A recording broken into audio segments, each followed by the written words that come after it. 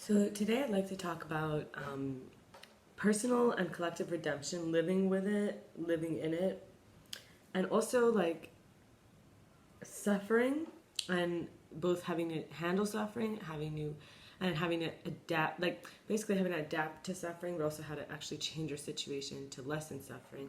And finally, how to balance the desires of our ancestors and yet still prioritize our descendants. And you'll notice that all three of these are like a balancing act. So that's really what this topic is. It's kind of like how to live in redemption means redemption requires there being some doom, and then you're taken out of it, you're redeemed. So it requires there almost to be a negative. And with suffering, it's like how to end suffering. You're already in the definition, you're saying there is suffering. So, and then how to balance the desires of ancestors and descendants means like we can't satisfy everyone. Automatically we're looking like, oh, you know, our ancestors are also the ancestors of our descendants, or our descendants are also the descendants of our ancestors.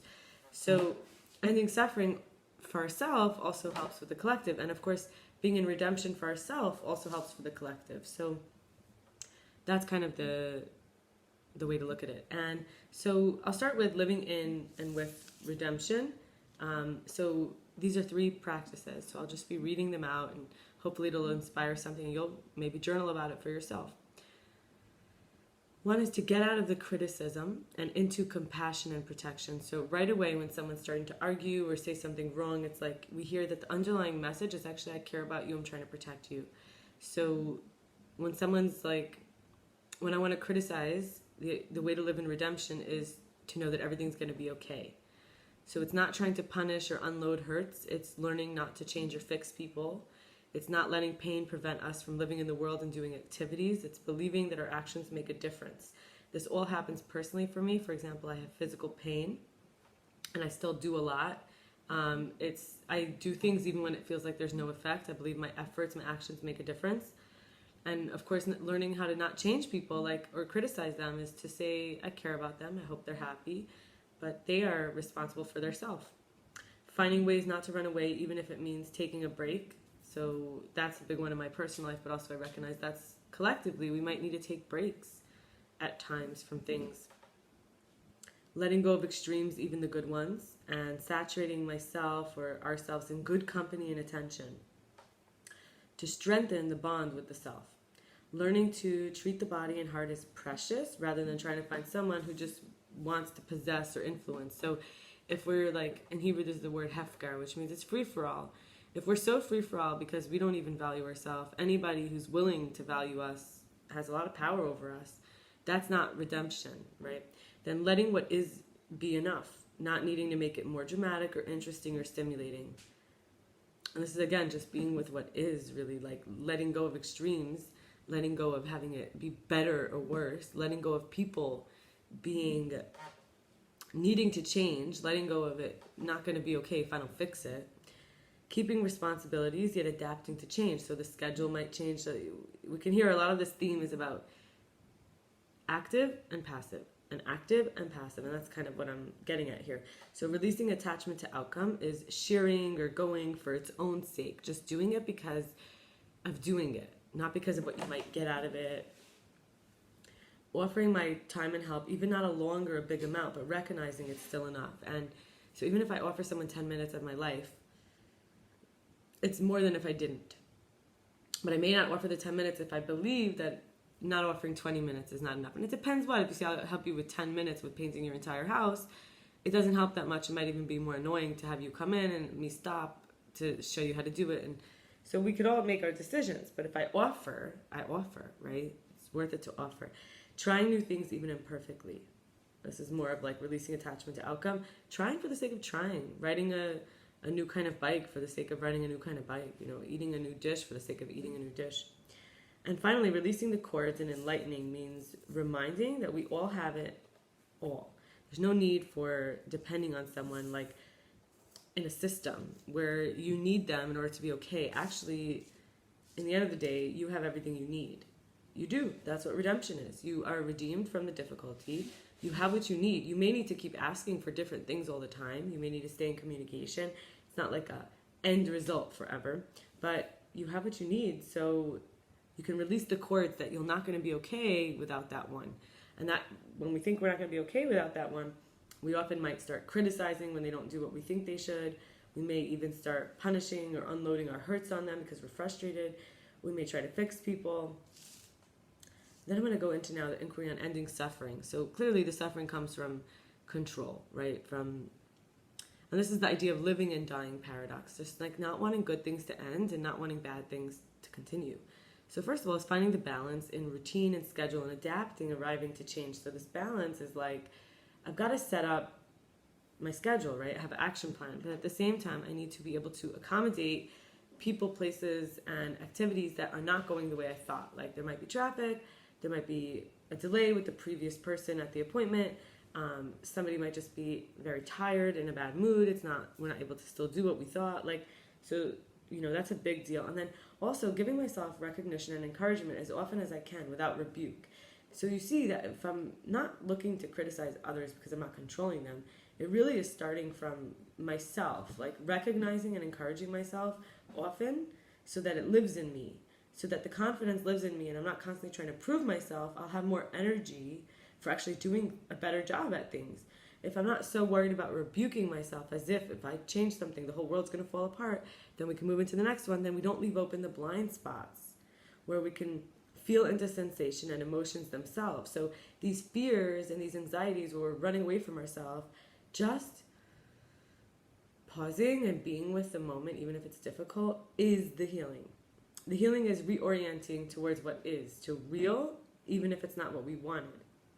It's doing my part in telling the truth for my own sake, even if I'm bored or lonely. Telling the truth is, in other words, being honest with myself. Like, what is my intention? Am I using this person because I'm bored? In which case, do I even have any right to be trying to tell them how to behave? Could I be honest that I'm just grateful for their company and then just tell them I'm so happy to be with you now? And that's completely different than me being, afraid because of the blind spot, because I refused to look at how somebody else was using me and ignoring me because I only used them, because I only went to them when I was lonely. So then they felt like that and then treated me like that. So that leaves wounds and scars, and then we avoid them. So just by looking at where you feel uncomfortable and being honest with yourself, just looking at where you have the wounds, where it's like, okay, I'm doing this because I need company, is healing. This is another layer, this like mental healing. And, for most of us, that means we have to stop sugarcoating or minimizing our choices.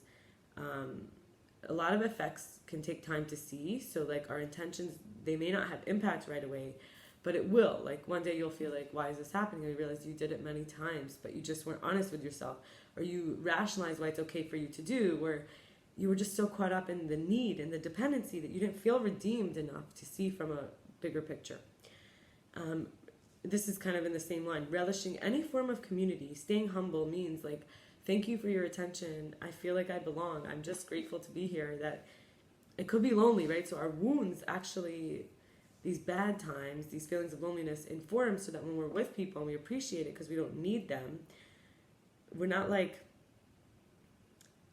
so anxious. We're kind of like, we're going to cross the bridge when we get there. And it applies to everything. Like we're not going to run away from the bad. I'll cross the bridge when I get there. When things get better, I'll be ready. We're not going to run toward the good when I cross the bridge when I get there, because we practice crossing the bridge when we get there for things that like we may feel desire to control, so we have the outcome we like. And last but not least, we don't project onto God or others pity or unskillfulness. Like, oh, if you were a better creator, you would do it the way I want. Or if you were a better lover, you would do it the way I want. Or I feel so sorry for you that you're so broken. Or God, I feel so sorry for you that like you're dependent on someone like me, Instead, we utilize the power of claiming this baggage.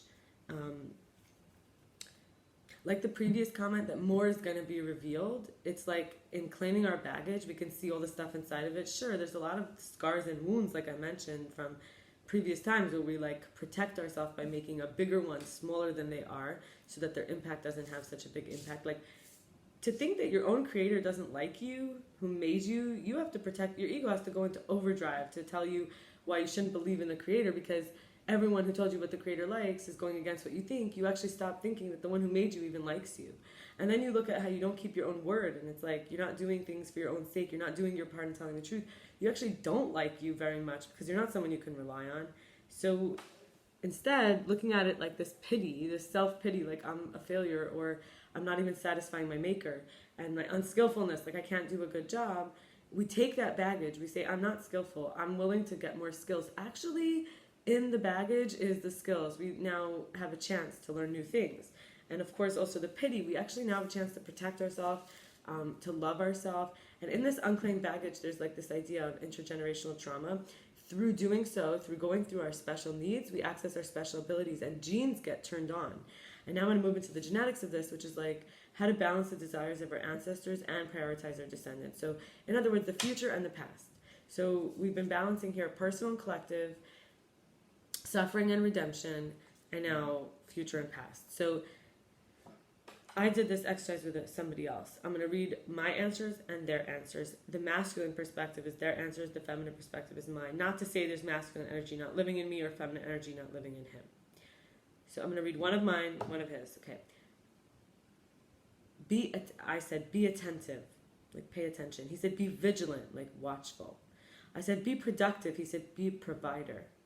I said, be a comforter. He said, be a protector. I said, be a helper. He said, be a giver. I said, be kind. He said, be humble. I said, be truth. He said, be respectful.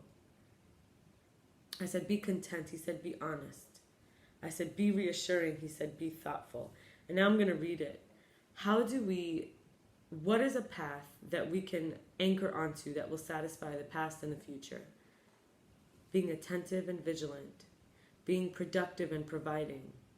Like being a generator, having stuff come out, protect strength and items and resources. Being a comforter and a protector, making people feel precious, right? Being a helper and a giver, so supporting others, giving them what they need, generosity. Being kind and humble is saying, I don't need to always get all the honor. I want to make others feel good. Be truthful and be respectful. So basically, the middle of truth intersects, like all of us have our truth. So coming from the truth of who I am, that might not be true for me, but it's your truth. That's respect. Respecting differences of opinion. Being content and being honest is to be like honest with what is to say this is it. Like I'm okay with everything because I'm actually okay. To be honest is to start by not being a drama queen inside, right? And then be reassuring, be thoughtful. So think of others as to make them feel like they matter, that they take up space, that they're real, that they're considered and credited, that they're worthy. So thank you for spending time with me. I look forward to a little bit of a new project tomorrow, which is going to be, probably we'll do half tomorrow. We're going to be working with the 7 centers. So there's the urges, like primal body in the root chakra. Then there is I'll go obviously into detail with this tomorrow. And then in the desire body, in the 2nd chakra. And the 3rd chakra is the ambition body. And then the 4th chakra is connection. So we'll probably cover like 3 or 4 tomorrow. And then I'll do the others either later this week or sometime soon. Thank you. Bye-bye.